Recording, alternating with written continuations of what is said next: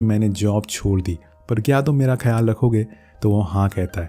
जिसके बाद वो उसे कहती है कि क्या कल तुम मेरे साथ घूमने चलोगे? तो जैंग रेडी हो जाता है, पर उससे पहले वो उसके लिए एक पपी लाता है जो समायरा को बहुत पसंद आता है, और ये पपी उसे हमेशा उसके साथ रहेगा, उसे अकेला फील होने नहीं देगा। और यहाँ से उसे एक दोस्त मिल चुका था, वो दोनों उसका नाम इजी रखते हैं। इसके बाद जैंग उसे लेके अपनी पसंदीदा जगह पर जाता है, जो कि नदी का एक किनारा था, और यहाँ वो उसे बताता है कि पहले यहाँ पर एक अनाथ आश्रम हुआ करता था, लेकिन एक बाढ़ की वजह से वो पूरी तरह से डूब गया।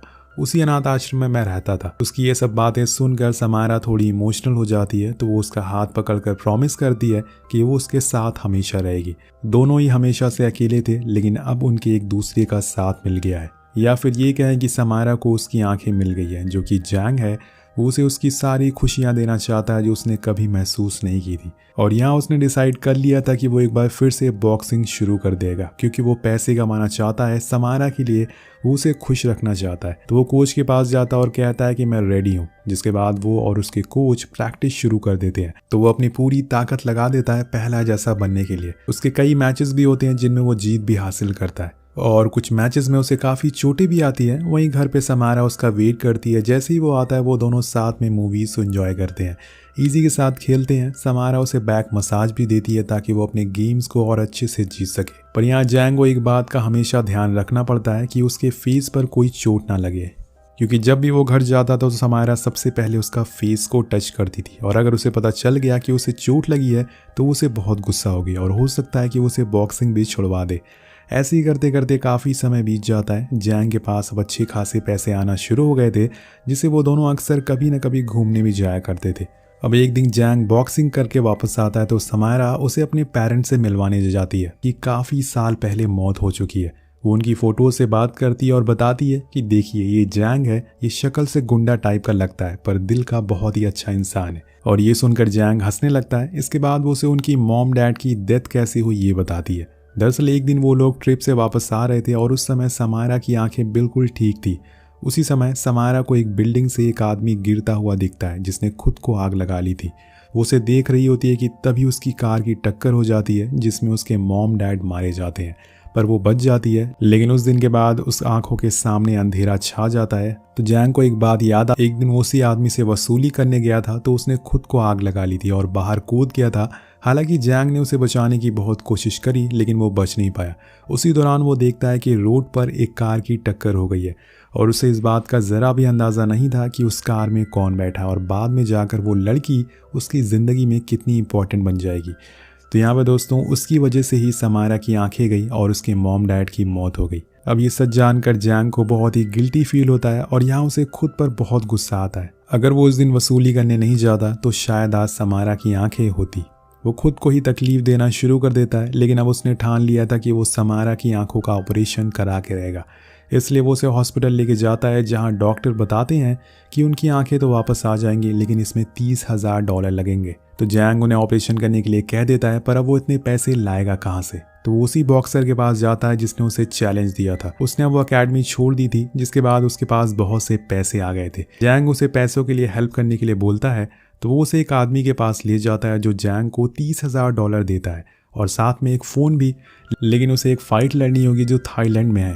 पर इसके आगे वो बताता है कि अगर तुम्हें वहाँ की पुलिस ने पकड़ लिया तो हमारी कोई जिम्मेदारी नहीं होगी। यानी कि दोस्तों ये फाइट एक गैर कानूनी होती है और इसमें जैंग की जान भी जा सकती है। पर इस समय जैंग को बस पैसे चाहिए थे, वो उसके लिए कुछ भी कर सकता था। अब जाने से पहले वो अपने सारे डॉक्यूमेंट को जला देता है और अपने दोस्त को कुछ पैसे देते हुए कहता है कि अगर मुझे कुछ हो गया तो ये समायरा को पैसे दे देना। इसके बाद वो उसे मिलने जाता और उसे समायरा को नहीं बताया था कि वो कहीं जा रहा है। उसे कहती है कि जिस दिन मेरी आंखें वापस आएगी मैं सबसे पहले तुम्हें देखना चाहती हूँ, और फिर हम उसी नदी किनारे जाएंगे, धीरे धीरे सारी बातें करेंगे। पर समायरा कहती है कि अगर तुम अगली हुए तो मैं क्या करूंगी, और ये सुनकर जैंग हंसने लगता है। इसके बाद वहाँ के डॉक्टर समायरा को ऑपरेशन के लिए ले जाते हैं और उसे अपने से दूर जाते हुए देखकर जैंग की आंखों में आंसू आ जाते हैं, लेकिन ये खुशी के थे क्योंकि अब वो देख सकेगी। सीन शिफ्ट होता और हम जैंग को एयरपोर्ट पर देखते हैं जहाँ से वो थाईलैंड जाता है और यहाँ उसकी फाइट होती है। ये बहुत ही खतरनाक फाइट थी जिसमें जैंग को बहुत सी चोटें भी आती हैं, लेकिन अंत में वो फाइट जीत जाता है। लेकिन इस बात से वहाँ बैठे एक आदमी उसी बॉक्सर पर बहुत ही गुस्सा होता है जो जैंग को यहाँ लेकर आया था। दरअसल उसने कहा था कि जैंग ये फाइट हार जाएगा, पर ऐसा हुआ नहीं। तो आदमी उसे कहता है कि मुझे मेरे पैसे वापस चाहिए थे, क्योंकि उसने जैंग के हार पर पैसे लगाए थे, और बोलता है कि अगर मेरे पैसे नहीं मिले तो मैं तुम्हें जान से मार दूंगा। अब कुछ समय बाद हम देखते हैं कि जैंग हॉस्पिटल कॉल लगाता है। उसे पता चलता है कि समायरा की आंखें वापस आ चुकी है, और इस बात से वो बहुत ही खुश होता है और फौरन उसके पास जाने के लिए निकल जाता है। लेकिन तभी एक कार आकर उसे टक्कर मार देती है, जिसके अंदर से 2 लोग बाहर निकलते हैं। वो जैंग के सारे पैसे छीन लेते हैं और साथ में उसे मारने की भी कोशिश करते हैं। लेकिन तभी सामने से एक दूसरी कार आती है और उसे देखकर वो भाग जाते हैं। और इसी समय हम उसी कार में उसी बॉक्सर को देखते हैं जो जैंग को यहाँ लेकर आया था। ये सब उसी का करा कर आया था। वहीं कोरिया में समायरा की आंखें वापस आ गई थी, वो सब कुछ देखने लग गई थी। लेकिन जैंग का कुछ उसे आता पता नहीं था कि वो कहाँ पर है। वो पुलिस के पास भी जाती है, पर वो लोग उसकी कंप्लेन लिखने से मना कर देते हैं, क्योंकि उसने अपनी सारी डॉक्यूमेंट को जला दिए थे। और समायरा उसे ढूंढने की बहुत कोशिश करती है, पर वो मानो कहीं गुमसा हो गया था। कुछ समय बाद समायरा शिफ्ट हो रही होती है कि तभी उसके पास जैंग के नाम का एक पार्सल आता है। वो उसे भेजने वाले के एड्रेस पर जाती है तो वो असल में एक हॉस्पिटल का था, जहां हम एक जले हुए इंसान को देखते हैं, और ये वही इंसान था जिसकी वजह से समायरा का एक्सीडेंट हुआ था। वो उसे एक एक करके सारी बातें बताता है कि कैसे इतने सालों तक जैंग ने मेरा खर्चा उठा रहा है और उसने मुझे तुम्हारे बारे में सब कुछ बताया था। वो उसे बता देता है कि उस रात जब बारिश हो रही थी तो तुमने एक आदमी को जलते हुए देखा था।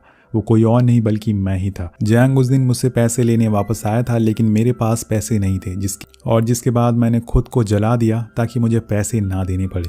अब ये सब सुनकर समायरा मानो हिल से जाती है, पर उसने जैंग को माफ कर दिया था, क्योंकि वो कहीं ना कहीं उससे प्यार करती है। अब समय के बीतने के साथ साथ वो भी अपने कामों में बिजी हो जाती है, लेकिन किसी न किसी समय उसे जैंग की याद आती रहती है। उसने अब हॉस्पिटल में पेशेंट को मसाज देने की जॉब कर ली है, और ऐसे ही वो एक दिन जब मसाज दे रही होती है तो वहाँ हम एक आदमी को देखते हैं। ये असल में कोई और नहीं बल्कि जैंग होता है, जिसकी पूरी बॉडी पैरालाइज हो चुकी है। उसके चेहरे पे चोटों के निशान भी थे, जिसकी वजह से समायरा उसे पहचान नहीं पाती। लेकिन जैंग आखिर उसे कैसे भूल सकता है, जिसके साथ उसने हंसना बोलना सीखा था। वो उसे भी मसाज देने आती है, पर उसे इस बात का जरा भी अंदाजा नहीं था कि ये जैंग है। जैंग रोता रहता है पर कुछ भी नहीं बोलता है। समायरा को हल्का सा लगता है कि कहीं ये जैंग तो नहीं है, लेकिन जब वो वहाँ पे लिखा हुआ उसका नाम देखती है तो वो कुछ और था, क्योंकि उसने अपनी ओरिजिनल आईडी तो जला दी थी। अब धीरे धीरे जैंग अब ठीक होने लगा था। वो अपने पैरों पर खड़ा होना सीख गया था। अब एक दिन जब वो मार्केट में होता है तो न जाने कहीं से समायरा का डॉग इजी आ जाता है, जो उसे पहचान लेता है कि यही जैंग है। वो उसे प्यार करने लगता है, लेकिन जैंग नीचे गिर जाता है, क्योंकि अभी वो पूरी तरह से सही नहीं हो पाया। उसी दौरान वहाँ पर समायरा भी आ जाती है, जो इजी को वहाँ से हटाती है और जैंग से सॉरी कहती है।